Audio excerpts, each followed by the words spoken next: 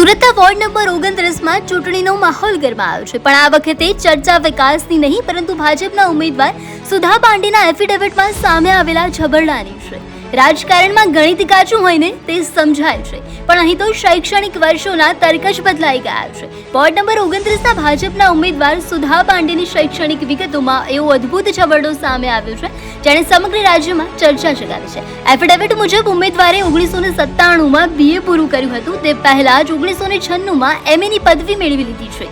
આ હાસ્યાસ્પદ વિસંગતતા સોશિયલ મીડિયા પર મજાકનો વિષય બની ગઈ છે, પરંતુ ગંભીર પ્રશ્ન ચૂંટણી પંચની ભૂમિકા ઉપર છે. વિપક્ષે સીધો જ પ્રહાર કરતા આક્ષેપ કર્યો છે કે સત્તાના જોરે અને વગદાર દબાણ હેઠળ આ ફોર્મ મંજૂર કરવામાં આવ્યું છે. જે ભૂલ સામાન્ય નાગરિકની આંખે વળગે તેવી છે તે ચૂંટણી પંચને કેમ ના દેખાઈ? પ્રાથમિક તપાસમાં જ આટલો મોટો લોચો હોવા છતાં પણ ફોર્મ રદ ના થતાં હવે જંગ વધુ ગરમાયો છે અને ઉમેદવારની પ્રામાણિકતા પર સવાલોના પૂર આવ્યા છે.